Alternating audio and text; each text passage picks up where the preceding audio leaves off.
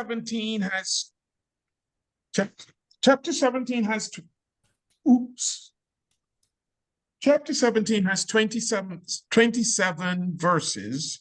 So if three persons will read, that will be great. 1 to 9, 10 to 17, and 18 to 27. Who wants to read? I can read. Okay, I see Pam first, 1 to 9.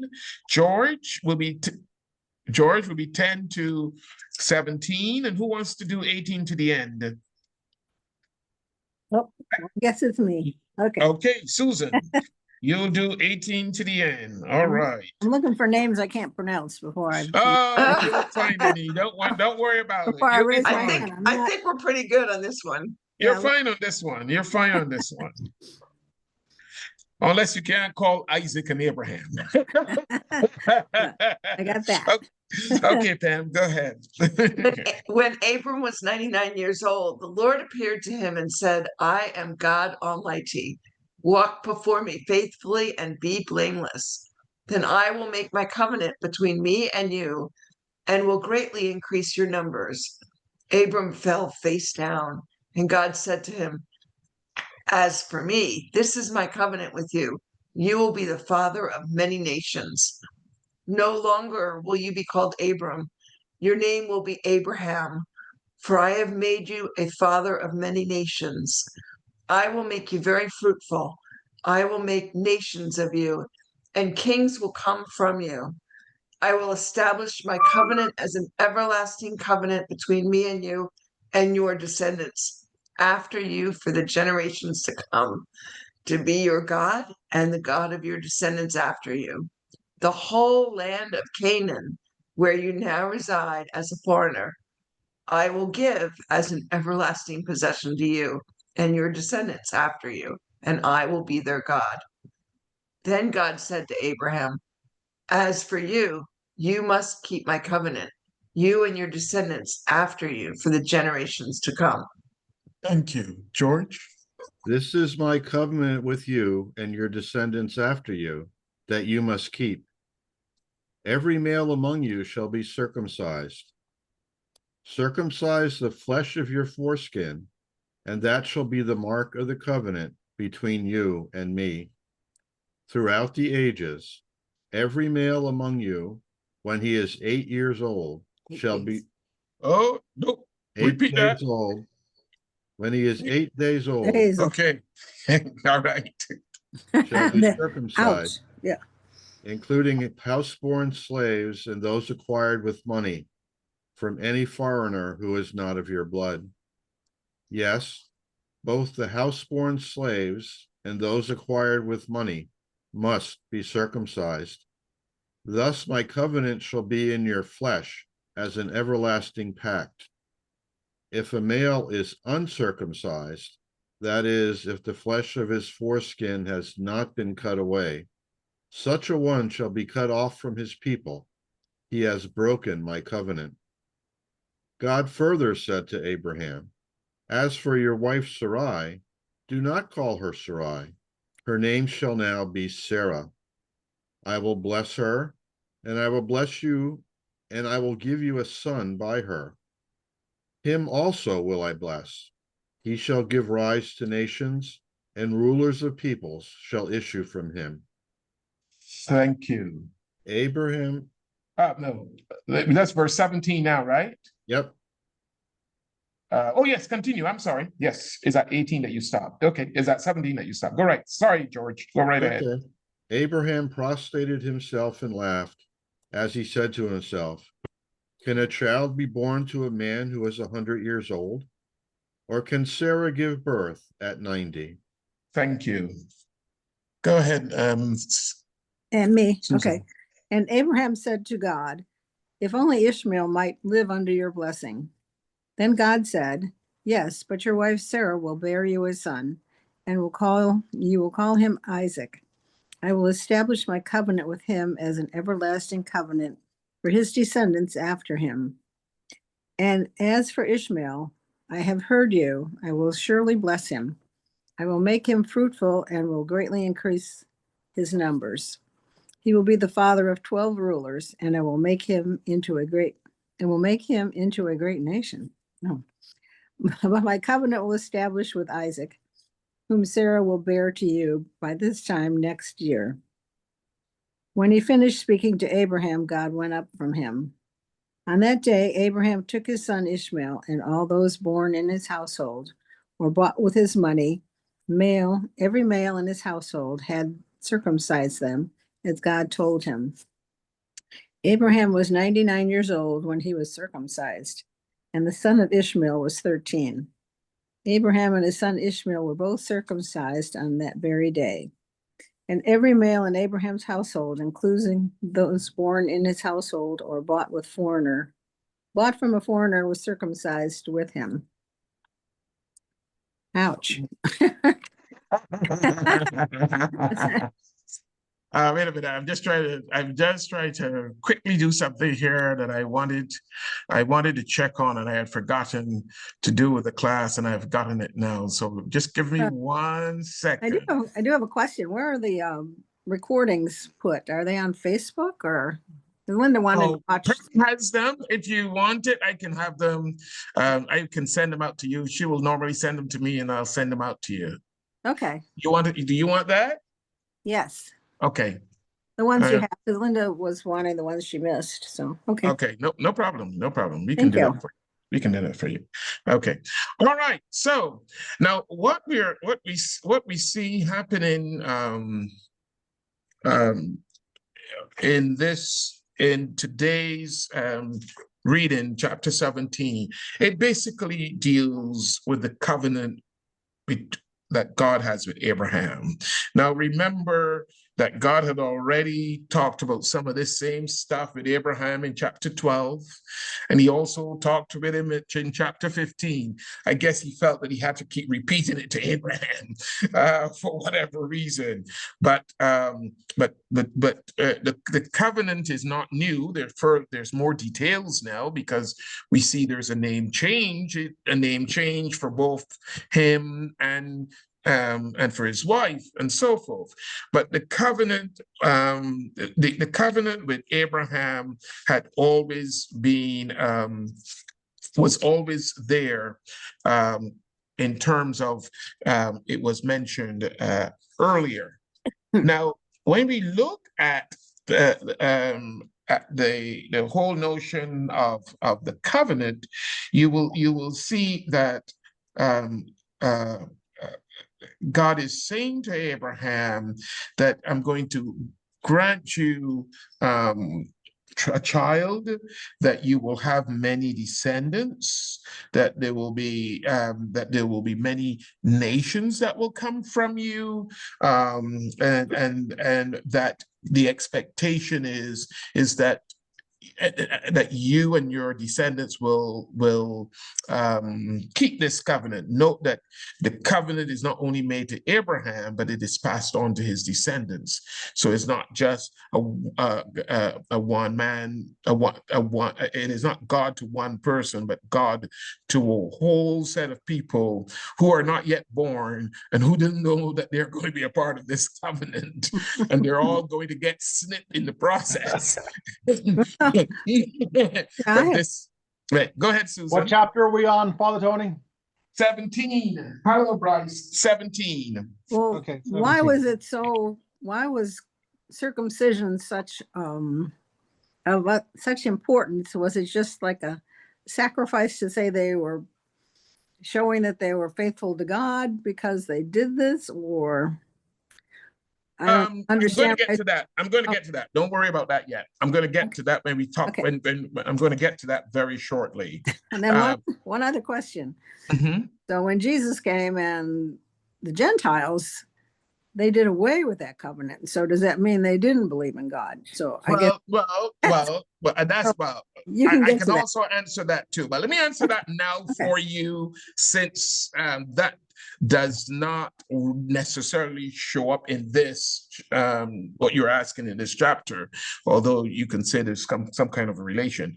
You see, we have to recognize, and I said this to the class this morning, you have to recognize that circumcision was Well, you're talking about the covenant, but you got to remember the covenant that we are talking about that God brought to Abraham was a covenant that involved the Jewish people.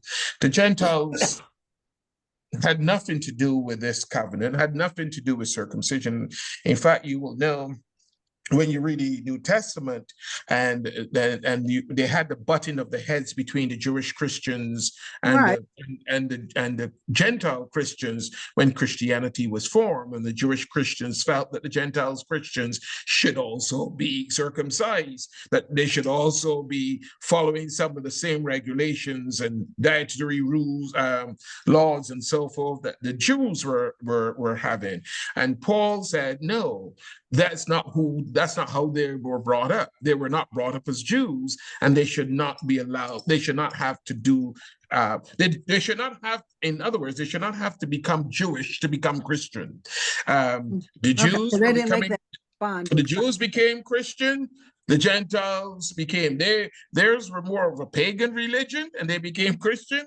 The Jews had the Jewish religion, and they became Christian. So it wasn't to say that the Jews were going to cross over to paganism, then to come back to Christianity. Why should the Gentiles have to go over to Judaism before they can come over to Christianity? So that was stopped in the tracks when that was brought up, and so the whole notion of the covenant was more or less made with the Jewish people. You get what I'm saying?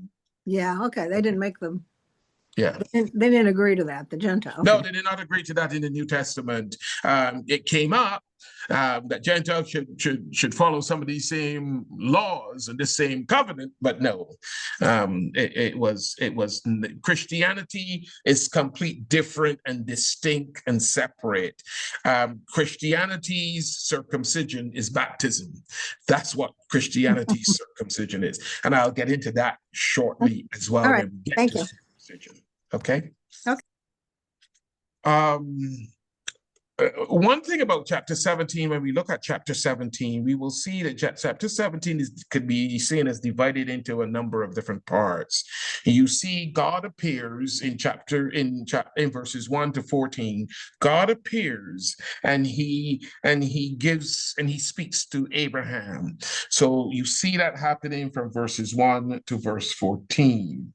So he's speaking to Abraham directly, and then there's a kind of a conclusion to that speech in verses 15 and 16 when he mentions Sarai in that part as well.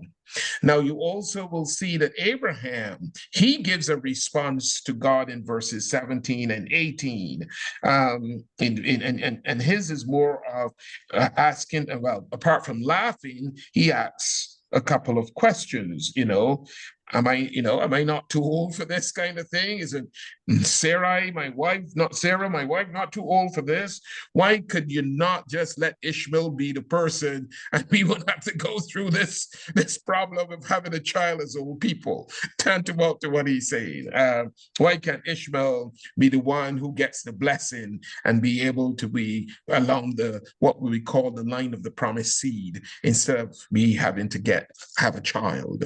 So you see that there. And then you see again, God has a kind of a second speech in where he replies to Abraham in verse 19, and he assures Abraham, you will have a son, and by this time next year, the child will be born. And you will get it from Sarah, your wife. So you see here, he makes that speech, and he also mentions, as you get down to the conclusion, he talks about before we get to the conclusion, he also talks about what will happen with Ishmael. Not to worry about Ishmael, that he will be taken care of. He's not going to be in the promised seed, the line of the promised seed, but he too will have he will be the father of 12 rulers, and you see who those are in chapter 25 of Genesis. They're all mentioned there in Genesis chapter 25. And then you see there's then the conclusion in verses 23 to 27, where we have what I call the blood fast, with all the circumcision taking place there. All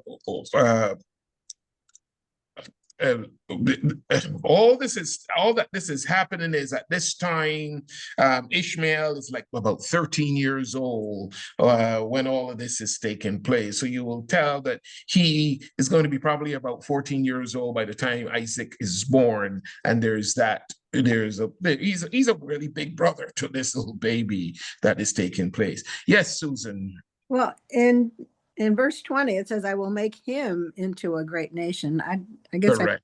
I understand why making him a nation. What God is saying to Abraham, because God is concerned that instead of him having to have another child, why not have Ishmael be the person who will have the many nations? And God is saying, no, this is not what I want. I want Isaac to be that. But Ishmael will also be a father of many nations, which he does. Ishmael's nations are really the Arab nations of today. Okay. That is where his descendants really fall. And yes, Pam. So Ishmael is the father of the Arab nations. We've kind of known that. But he was circumcised, which means God made his covenant with him as well. Well, yes, he did. But remember, you still got a particular lineage. All Jewish men have to be circumcised. They all have to be circumcised, because even if you remember, in this passage, he even talks about foreign, I think you call them foreigners in the household had to be circumcised. Once you were a part of that household, you had to be circumcised regardless of who you were. Right. So not necessarily the covenant in a sense is being made with him, yes, but he does not have the lineage that Isaac has. No, but he's the father of the Arab nations, and this implies that Allah is God, right? That they're the same person. He is. Well, I would think he is, but there's a whole lot of people who say he's not. No, but he is. The same God we call Jehovah and Elohim and Yahweh and God and all of this and Allah, it's the same God. Right. He is the same God. So people who don't believe that. So why do we fight? Listen, my dear, even we fight in Christian churches. So what you want? Well, that's true. I mean, Catholic and Protestant. Exactly. Eastern or the evangelicals, Orthodox and Roman Catholic. Right. The Eastern Orthodox and the Roman Church broke away. Yeah. So we fight. But yes, but we're the same God. I saw Marilyn and then George. I have a footnote here that says the Arabs who consider themselves descendants of Ishmael are circumcised at the age of 13. For them, as for other peoples, it serves as a rite of transition from childhood to manhood, thus into full participation in their community. Yeah, and the reason why they're circumcised at 13 is because Ishmael was circumcised at 13. Circumcised at 13. That is why. Makes sense. That is why. Makes sense. Yeah. But I mean, it goes back to this whole notion, as I say to people, you have to realize, and as I said to the group this morning, circumcision to Judaism is baptism to Christianity. That's what it is. Circumcision to Judaism is baptism to Christianity. And I've said to folks, when you read this passage, they are Christians who believe that you should be baptized when you're an adult, and that you should not baptize children, infants. And my whole feeling is, and in my discussions with them, is that I do not agree with them. And it shows you here in this, even in this chapter, when God made the covenant of circumcision with the Jews, he said all males must be circumcised at 8 days old. However, Abraham and Ishmael and the whole men in the household, they were already past 8 days old, but they were circumcised as adults. And therefore, but the fact that they were circumcised as adults, any child born after that was to be circumcised at 8 days old. And this is where, too, you see a kind of parallel with baptism. Our evangelical brethren who think that you must be only baptized as an adult will tell you, well, people were baptized when they were adult, when they can confess that they make Jesus Christ their Lord and Savior. True. But that's when Christianity was introduced. They were already adults. They couldn't become kids. So they were baptized as an adult. Mind you, if you read it, it tells you that they were baptized along with their families or households were baptized. And the church believes that they would have been children in those households. It is just like how in the Jewish household, a child was circumcised at 8, in the Christian household, there were Christians. Even servants had to be baptized as well. So churches like the Roman Church, the Episcopal Church, the Lutheran, the Orthodox, all these churches believe that you don't have to wait till you're an adult to be baptized. Once the person in the head of the household believe in the baptism and is a Christian, the whole household can be baptized. That is what the New Testament tells us. So I draw that analogy because in the same way that Abraham was circumcised when he was 99 or whatever it is, and Ishmael was 13, and all the other men were whatever ages they were. But after them, all the males were circumcised at 8 days old. And it goes right down to Jesus himself, who was circumcised at 8 days old. And so it's the same way as with baptism. You had those who were baptized as adults because that's when Christianity was introduced. But after that, all persons, regardless of their age, could be baptized. So do you understand what I'm saying here? Persons understand what I'm saying as far as this is concerned? You have a question mark on your face, George? I had a whole bunch of things. Mm-hmm. The first one was on Ishmael and him being like the father of the Arab nations. Mm-hmm. I think that's true, but he isn't the father of the Muslim religion. That doesn't come in until... That is correct. That is correct. Even though the Muslim religion claims Abraham as their father. Mm-hmm. But you know what happened between Ishmael and when was Muhammad, like 500 or 600 AD? You know, in there was a whole bunch of stuff that didn't have the continuity that the Israelites into the Christian religion would have. That was the first comment. The second comment was really more of a question. This whole idea of circumcision, I mean, is this the first time it's introduced to the human race when God asked Abraham, or was this a practice among some people?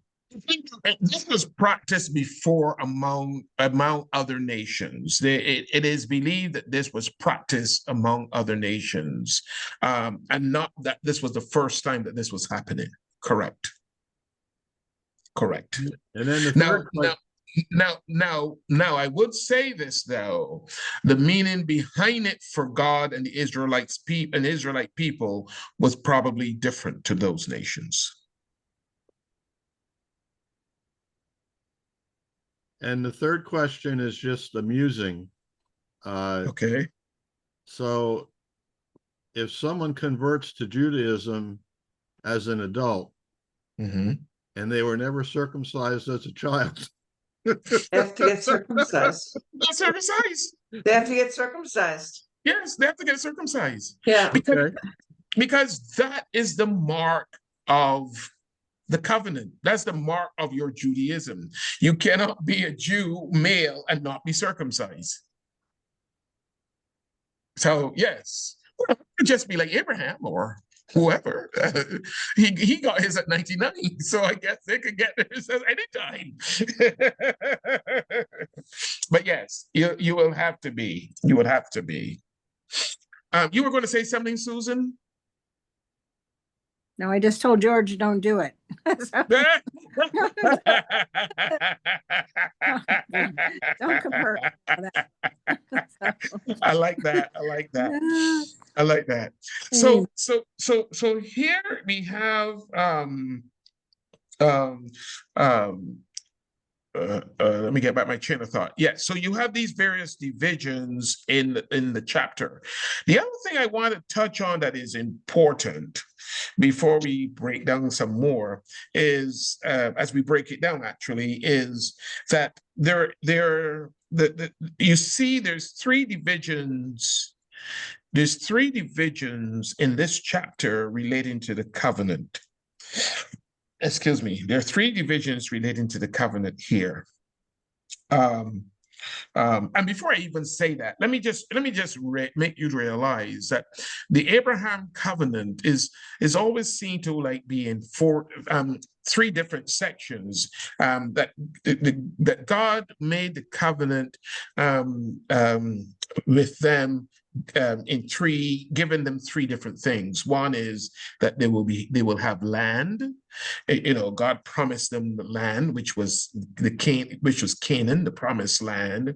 He also promised them, which he focuses more on in this particular chapter, about the descendants. He promised Abraham that he will be a great nation, that he will have descendants that were as numerous like the stars in the sky. We remember reading about that previously. And the third part of that covenant is that God will bless the nation, that he promised that all his descendants will be blessed as a part of that covenant as well. So and you will see that continues, that promise was ultimately fulfilled in Jesus himself. So so those were the three areas that the Abraham covenant was realized through the possession of a land, the multiplicity of nations and descendants, or I should say, and the blessing that was going to be given to all of them. So I just wanted to make that clear to you. Now, when we get into this, and you'll see now, apart from the 4 or 5 sections I mentioned about with God speaking to Abraham and Abraham replying and God speaking back and all of that, there's 3 distinct parts in this chapter that really tells you about a covenant. Because remember, a covenant has to be between at least 2 people, and there is one person's side of the covenant and another person's side of the covenant in terms of making it the total covenant. So it isn't that one person state what they're going to do and the other person does nothing. It's like a marriage. When you get married, it's a covenant. The wife doesn't have all the say or do everything, and the husband does nothing, or vice versa. They come together as a covenant. And so you see it here that when God sets up this covenant with Abraham, you see 3 distinct things happening. The first one you see is verses 4, or I could say from verse 3 down to verse 8. When you see that, who is the primary person in that part of the covenant? Abraham. Abraham. No? I didn't hear the question. The question is, when you look at, I want to know who's the most important person in the covenant from verses 3 to verse 8. God. God. God is. God is. If you look at it from verse 3, it reads, Abraham fell face down. And remember, the reason why you see the notion that he fell face down, remember, people did not look at God. So here it is that God is speaking with him. So he is shielding his face from seeing the Almighty. But you see here, Abraham fell face down, and God said to him, as for me, he is referring to himself. God is referring to himself. And God is now setting out in the covenant what he plans to do, what his responsibility is in the covenant. They all have responsibilities, and this is God's responsibility. And he's saying, he is saying, as for me, this is my covenant with you. You will be the father of many nations. So he tells him up front, you are going to be the father of many nations.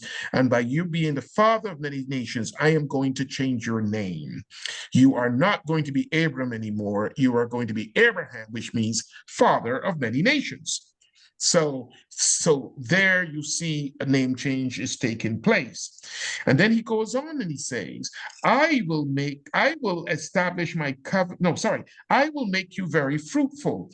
I will make nations of you, and kings will come from you. And God is saying, this is what I am going to do. This is my part of the bargain as far as the covenant is concerned. I will establish my covenant as an everlasting covenant between me and you. And it doesn't stop there. He says, and your descendants after you. So here, God is already committing Abraham to a covenant that does not just include him, but it includes all the descendants that come after him. And then he continues. Where is it? I will establish a covenant of everlasting between me and you and your descendants after you. The whole land of Canaan, where you now reside as a foreigner, I will give as an everlasting possession to you and your descendants after you, and I will be their God. Here you see the mention of the land again, that the land is also part of the covenant. God's part of responsibility toward the covenant.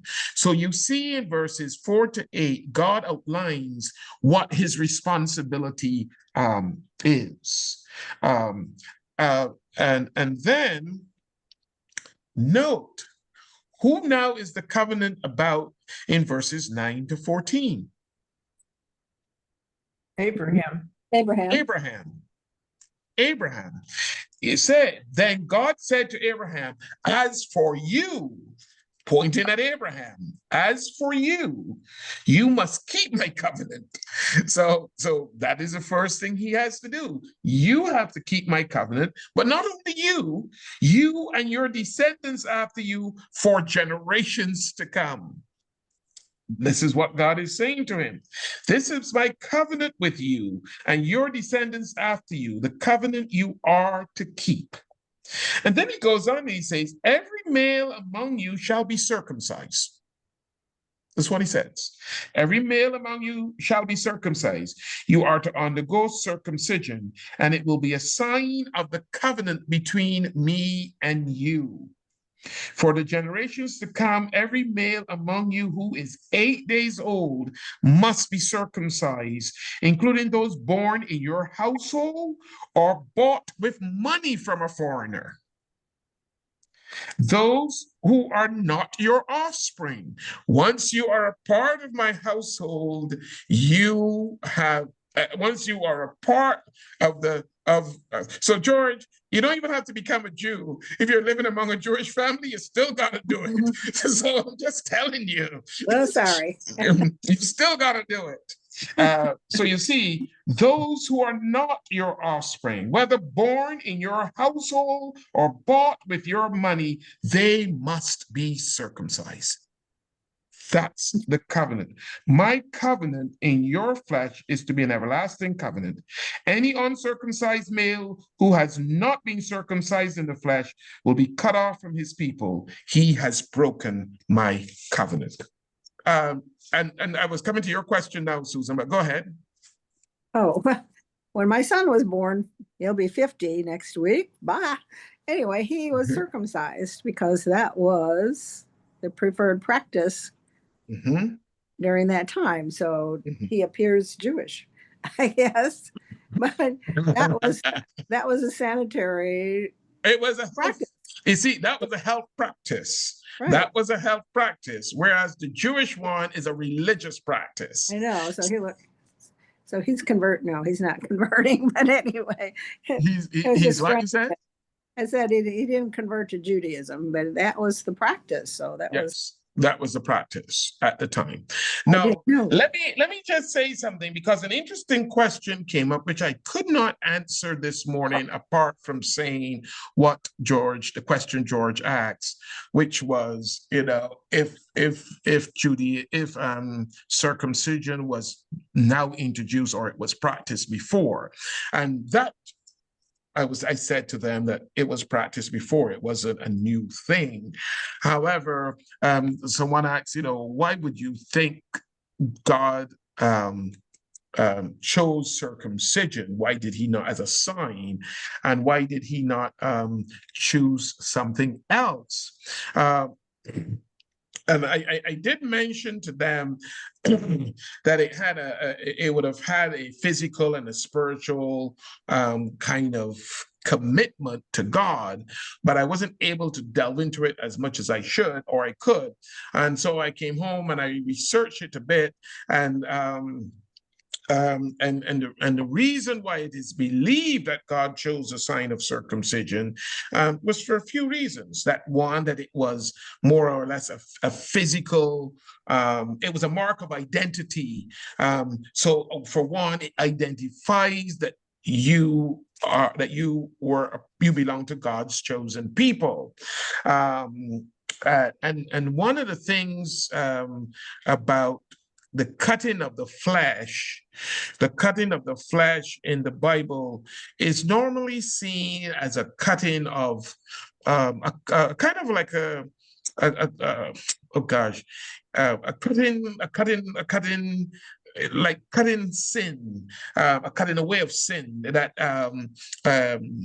the same way how water in baptism is meant to be a cleansing of sin, circumcision was seen in that same fashion, as well as a cleansing from sin. Hold on a minute, Susan. Hold on, I'll let you speak. Hold your thought. Right. And the other part of it is that this whole notion of the shedding of blood was also a kind of a situation where it would become, because there's something called a blood covenant, and also which deals with the whole notion of the circumcision of the heart and all of that. But this whole shedding of blood would also be Jesus shedding his own blood on the cross, which will come eventually. So it was more or less, you had a kind of a permanent mark on you that will say that you are part of Abraham's descendants and that you are part of God's people, and therefore it was it was a kind of like a visible symbol, but one that you don't normally see too often. So, yes, Susan. Yes.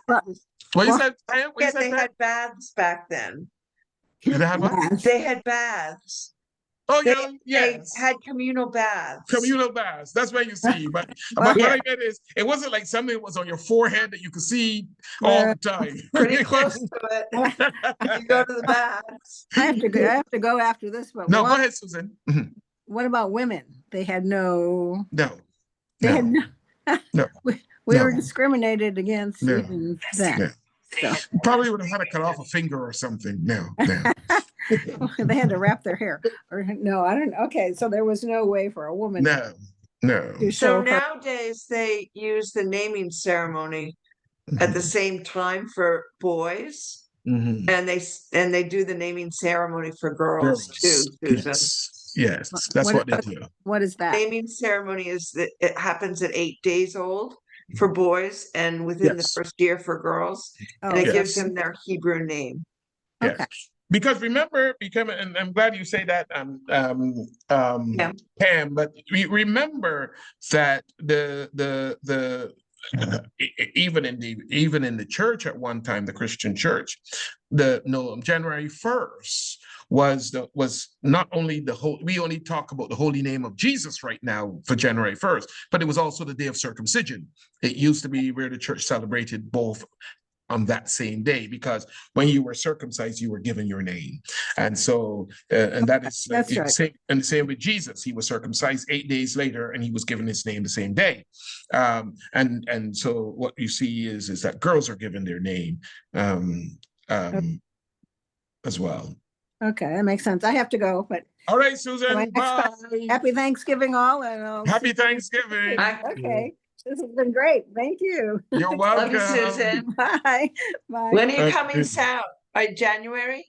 Linda's coming down in January. Oh, I, you're You not come in coming February. I come right? in February. February. Okay, February. Right. good. All right, see you You'll soon. see me then, but before that, okay. Yeah. Have a great Yeah. holiday. Bye. You too. Bye. Bye. I'll turn me back Yes. around. Okay.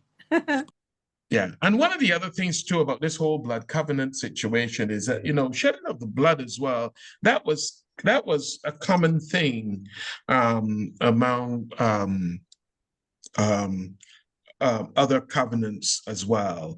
And so it is believed that the reason that God would have chosen circumcision is that it had all the various parts or entities that will call for this whole physical and spiritual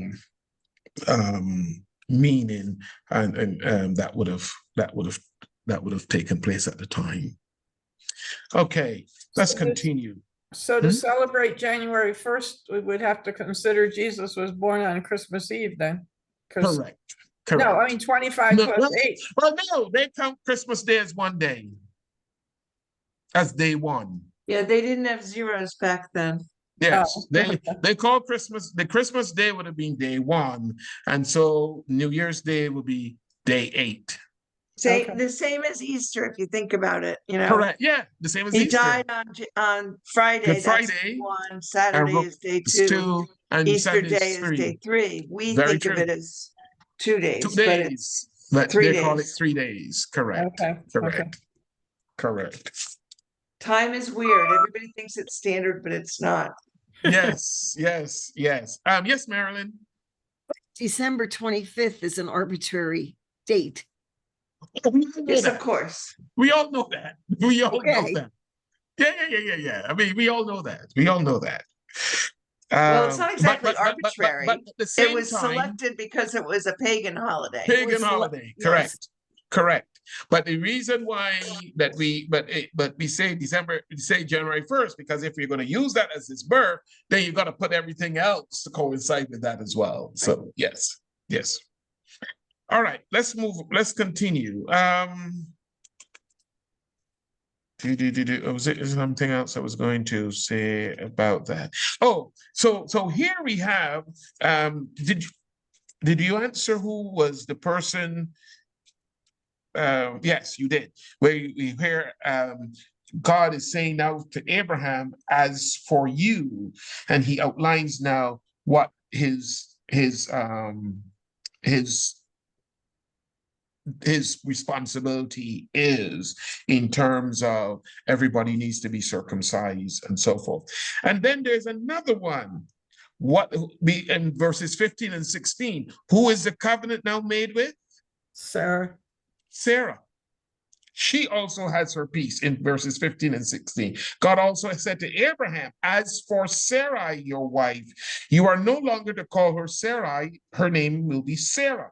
So she now gets a name change, and I will bless her and will surely give you a son by her. I will bless her so that she will be the mother of nations, which is what Sarah means. Kings of people will come from her.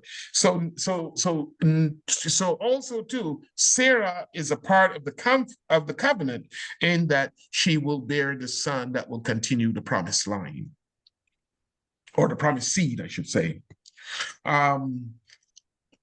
And then we see here again, I don't know why he fell down, his face down again, but because it was already down. But you see here in verse 17 that Abraham laughs, and he responds to God by laughing and then asking two questions. Will a son be born to a man 100 years old? Will Sarah bear a child at the age of 90? And then he goes on to say to God, more or less, why not let Ishmael be the person to do that instead of having to bring in a son for this? And you know, I mean, you know, God, we are two old people, man. We can't manage a newborn. Come on, we're 190. We just can't do it. But yet, you will realize that God has different plans. As you read in verse 19, God says to him, yes, but your wife Sarah will bear you a son. And you will call him Isaac. He even tells him what his name will be. I will establish my covenant with him as an everlasting covenant for his descendants after him. And then he goes on and then he talks about Ishmael. And as for Ishmael, I have heard you. I will surely bless him. I will make him fruitful and will greatly increase his numbers. He will be the father of the 12 rulers. And if you go to Genesis chapter 25, if you go to Genesis chapter 25, I think it is.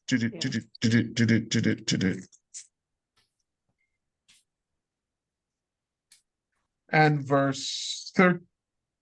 Wait a minute, hold on. Verse 13, right. And verse 13, you will see the names of the sons of Ishmael there. Those are the ones that will become, those names will become the 12 rulers or the 12 tribes, as some translations may have it. But you see all the names of them right there in chapter 25 and verse 13. See, Massa. So you see that, correct? Right. So those are the names there.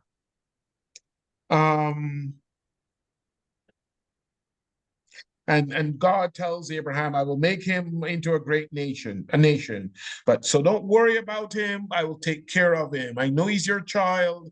I am not going to leave him out in the boonies and he got to fight for himself. He too will make a name for himself.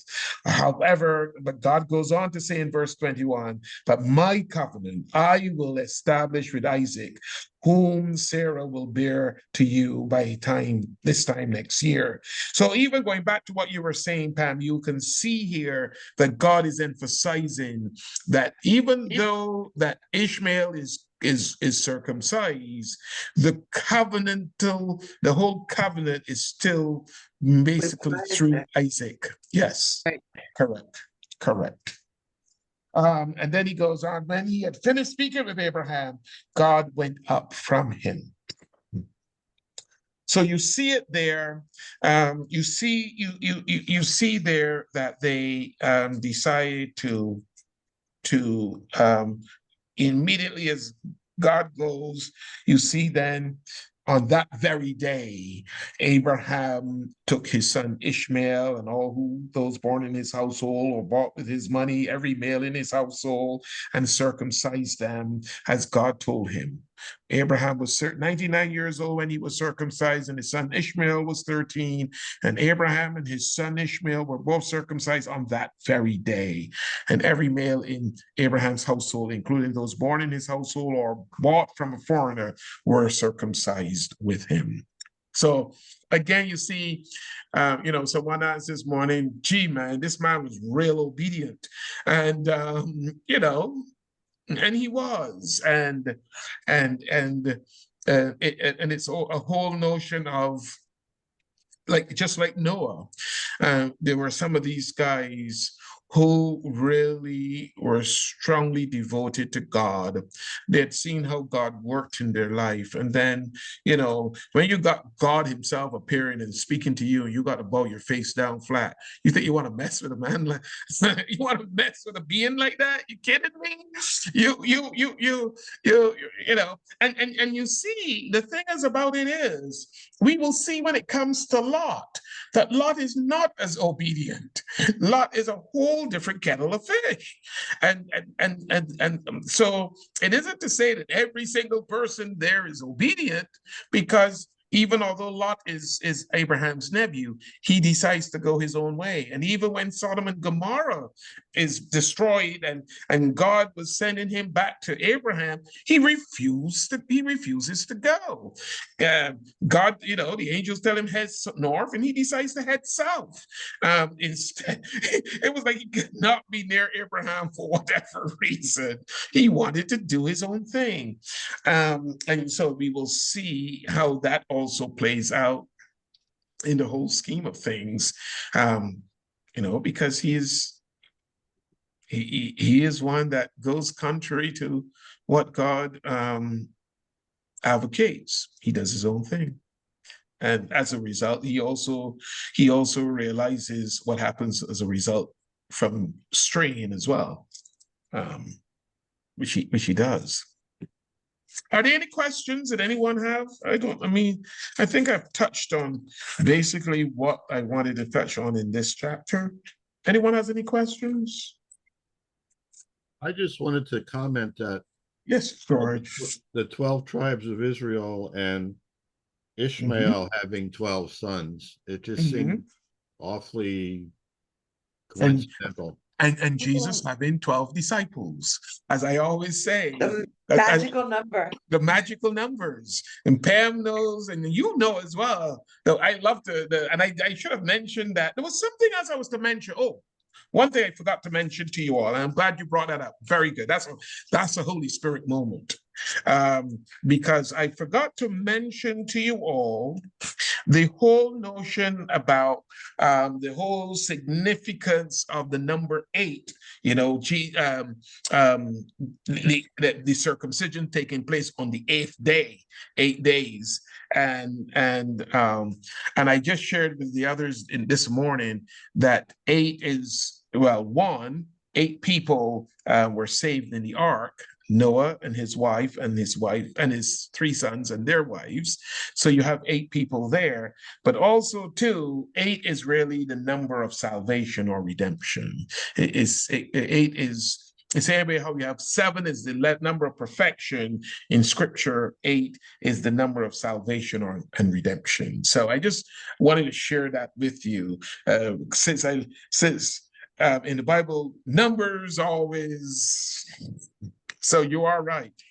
You got the 12 tribes of Israel, the 12 tribes of Ishmael. You got Jesus and his 12 disciples. You see that kind of a correlation. In the same way, you get 40, you get 10, you get 7, you get 3. All of those are numbers that are in the Bible. And then you get something like in Revelation where you get 144,000. So yes. Any others? All right. So I think. Hold it, Go ahead. Marilyn. Yes, Marilyn. How are you feeling? I'm feeling better, I must say. I am feeling better. Still a little bit energy wise, but it's coming.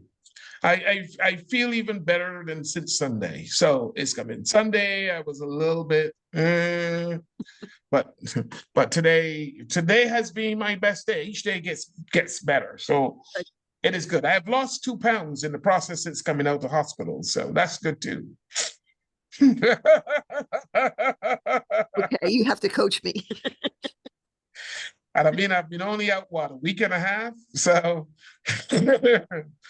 so yes, I've lost 2 pounds in that week and a half. So it's going in the right direction. I'm watching, I've changed my diet as well, changing my diet in the process. So, yeah.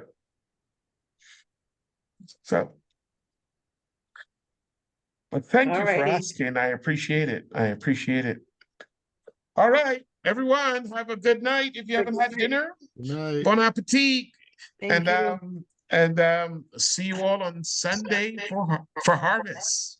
Yes, indeed. And when you're shopping, you remember, bring some stuff for the harvest on Saturday as well. So Saturday morning, right? 9 to 1, Yes. yes, 9 to 1.